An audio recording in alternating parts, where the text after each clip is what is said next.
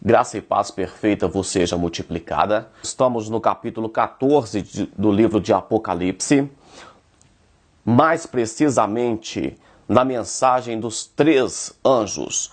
Aprendemos que o capítulo 14 é dividido em 3 textos. O primeiro falou dos remidos no Monte de Sião. O segundo é a proclamação do juízo por 3 anjos. E o terceiro é a ceifa e a vindima. Apocalipse capítulo 14, versículo 9 até o 13. Seguiu o terceiro anjo dizendo com grande voz: se alguém adorar a besta e a sua imagem, e receber o sinal na testa ou na mão, também o tal beberá do vinho da ira de Deus, que se deitou, não misturado, no cálice da sua ira, e será atormentado com fogo e enxofre diante dos santos anjos e diante do Cordeiro.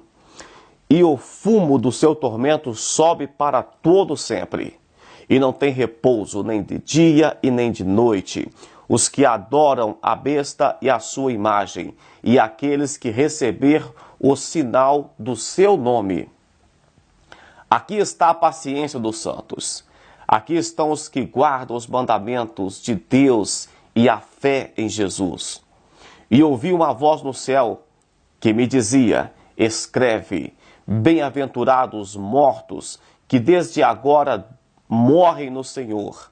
Sim, diz o Espírito, para que descansem dos seus trabalhos e as suas obras os sigam. Primeiramente foi visto os remidos com o Cordeiro no monte.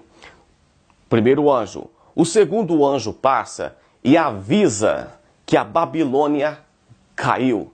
Agora o terceiro anjo vem e traz punições para quem estava de acordo com os propósitos da Babilônia. Babilônia que tratamos no vídeo anterior. Então a punição é para a Babilônia. Mas esse terceiro anjo, ele estende essa punição àqueles que adorarem também o anticristo, que receberem o seu sinal. Nós vemos que esse texto diz que tormento com fogo e com enxofre. Tormento com fogo e com enxofre, nós vemos, por exemplo, a cidade de Sodoma e Gomorra, vemos Admar e Zeboim, entre outras punições no Antigo Testamento. E isso você pode conferir em Deuteronômio capítulo 29, versículo 23, vai falar mais sobre a questão do fogo e do enxofre. É um tipo de punição. E se vocês observarem o texto, o anjo diz que eles serão atormentados diante dos santos anjos e diante do Cordeiro.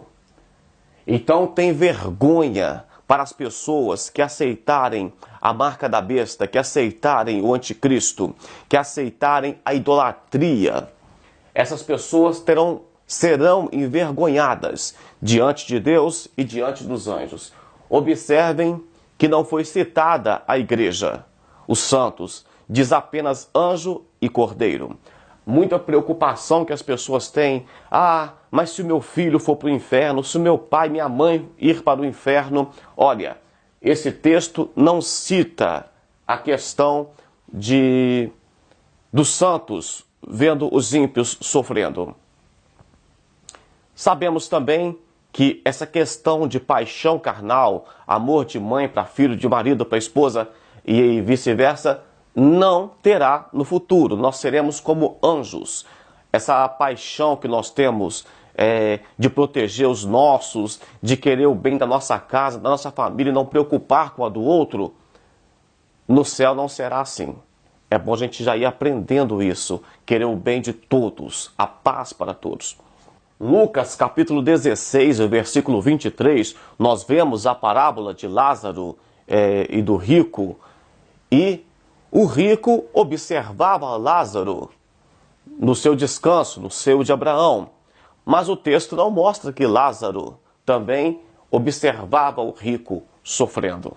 A outra questão que esse texto nos traz é que o fumo do tormento era para sempre e não tinha repouso. Existem muitas religiões que prega a restauração, que prega que no futuro Deus vai restaurar. Mas a Bíblia deixa claro em várias passagens que o inferno é eterno. E aqui nós vemos que o tormento será para sempre. Isso está do versículo 9 até o 11 do capítulo 14. Então, pregar sobre purificação pelo lago de fogo, eles ensinam inclusive que o próprio Satanás será regenerado, que Deus fará uma união no futuro com os ímpios e com o próprio Satanás. Mas nós sabemos, de acordo com Atos capítulo 4, versículo 12, que salvação só existe em Jesus Cristo. Aqueles que rejeitarem a marca da besta, rejeitarão pelo fato de acreditar que Jesus Cristo é o Messias. E o lago de fogo não servirá para purificar ninguém. Com respeito ao tormento ser para sempre, você pode conferir em Mateus capítulo 3, versículo 12, Marcos capítulo 9, do 43 ao 48, e Lucas 3 e 17. No versículo 10, nós vemos a expressão beber da ira de Deus. Isso aqui é muito importante, porque a ideia de beber da ira de Deus nos faz lembrar de quando Jesus estava no jardim do Getsêmani e que ele orava e dizia assim: Pai, se possível for, passa de mim esse cálice. Todavia, não seja feita conforme a minha vontade, mas conforme a tua vontade. Então Jesus aceita beber o cálice do sofrimento que ele passaria.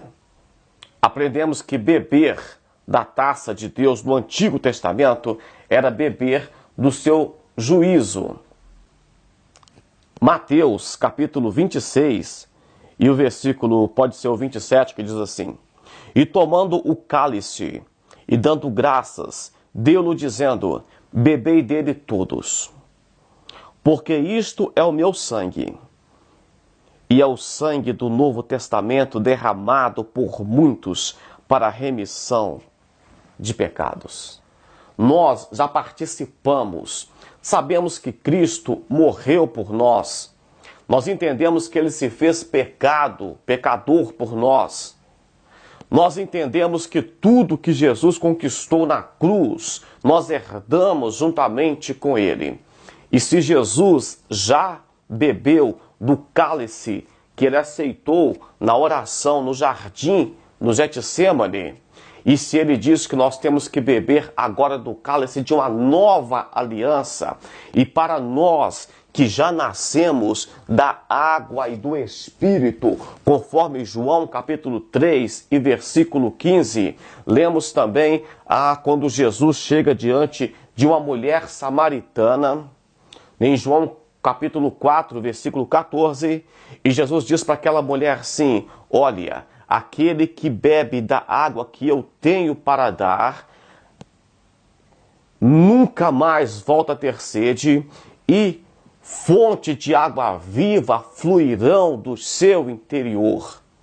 O que é que eu tenho para dizer para vocês aqui?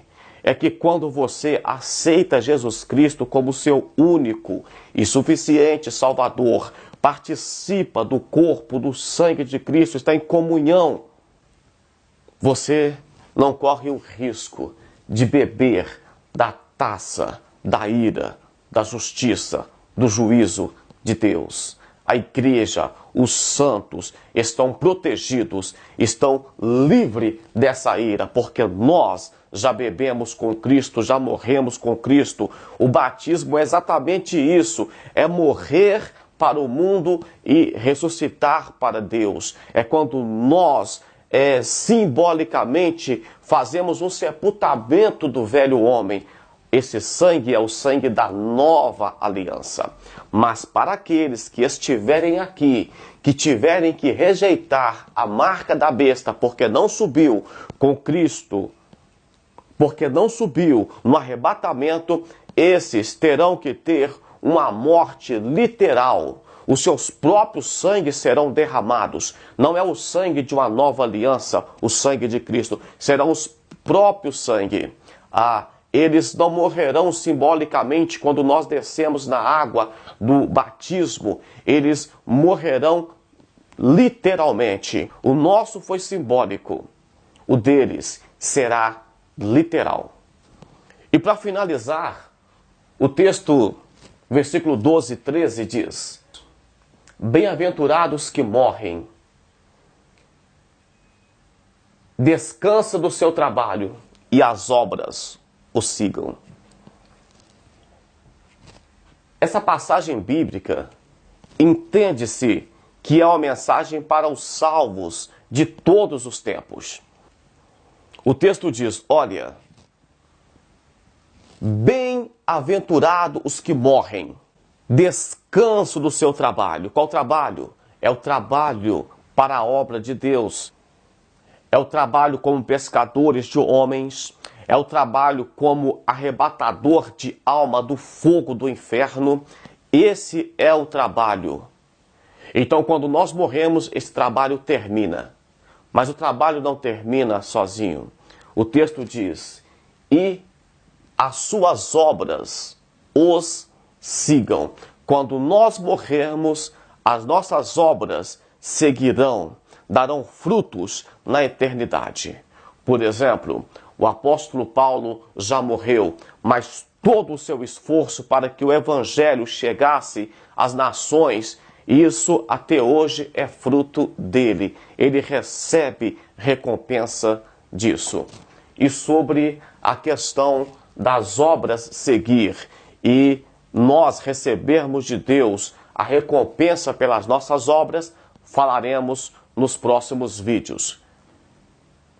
Finalizamos por aqui a mensagem dos 3 anjos e na próxima aula falaremos da ceifa e da vindima.